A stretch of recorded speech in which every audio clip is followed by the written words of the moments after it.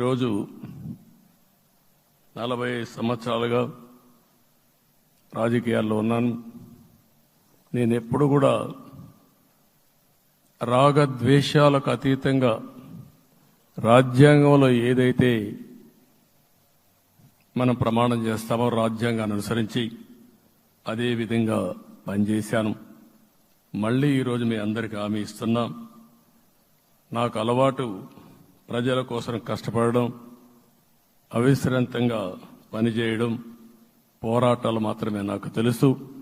ప్రజాహితం మాత్రం తెలుసు. తప్పకుండా దాన్ని నిలబెట్టుకుంటా. ఇన్ని దశాబ్దాలుగా కూడా ప్రతి అడుగు కూడా మీరు ఒకసారి చూస్తే ప్రతి ఆలోచన, తపన అన్నీ కూడా ప్రజల కోసమే చేశాం. ఈరోజు మనకిచ్చింది ప్రజల అధికారం కాదు. ఇది ఒక పవిత్రమైన అత్యున్నతమైన బాధ్యత మనకు అప్పచెప్పారు. ఈ విషయం అనుక్షణం ప్రతి ఒక్కరూ మనం గుర్తుపెట్టుకోవాల్సిన అవసరం ఉంది. నేను 14 సంవత్సరాలు దగ్గర ముఖ్యమంత్రిగా ఉన్నాను. 15 సంవత్సరాలు ప్రతిపక్ష నాయకుడిగా పనిచేశాను. ఎన్నో సవాళ్లు చూశాను, ఎన్నో సంక్షోభాలు చూశాను. ప్రతి ఒక్క సంక్షోభాన్ని ఒక అవకాశంగా మలుచుకుని ముందుకు పోయాం. ఈరోజు కూడా మీకు అందరికీ ఈరోజు రాష్ట్రంలో మనం చూస్తే చాలా సమస్యలున్నాయి. నా అనుభవాన్ని మొత్తం తీసుకుని పూర్తిగా మీ అందరి సహకారంతో, మిత్రులు పవన్ కళ్యాణ్ గారి సహకారంతో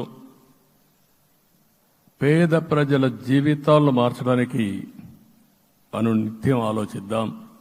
అది చేసి మన నిజాయితీని, మన కృతజ్ఞతని ప్రజలకు తెలియజేద్దాం.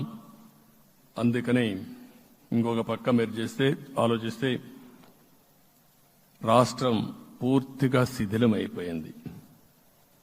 దెబ్బతినని వర్గం అంటూ లేదు. అందుకనే ఓసారి ఆశ్చర్యం కూడా వేస్తుంది. ఈ రాష్ట్రం నుంచి కూలి పనుల కోసం వేరే రాష్ట్రాలకు వెళ్లిన వ్యక్తులు సొంత డబ్బులు పెట్టుకుని వాళ్ళ యొక్క ఫుడ్ కూడా పాకెట్స్ తయారు చేసుకుని వచ్చి ఓటేసి మళ్లీ వెళ్లారు. ఇది ఊహించని పరిణామం. ఇక్కడుండేవాడు ఓటేయడం ఒక ఎత్తైతే, పేదవాడు చిన్న చిన్న పనులు చేసుకునేవాడు కూడా వచ్చి ఓటేశారు. ఎక్కడో అమెరికా, ఆస్ట్రేలియా, ఆఫ్రికా విదేశాల్లో ఉండే ఎన్ఆర్ఐస్ అయితే లక్షల రూపాయలు ఖర్చు పెట్టుకొని వచ్చి పనిచేశారు. లక్షల రూపాయలు ఖర్చు పెట్టుకొని వచ్చి మనకు ఓటేశారు. నా జీవితంలో ఎన్నోసార్లు ఎన్నికలు చూశాను, కానీ ఈసారి ఒక బాధ్యతతో ఓటర్స్ ప్రవర్తించిన తీరు శాశ్వతంగా తెలుగు జాతి చరిత్రలో మిగిలిపోతుంది.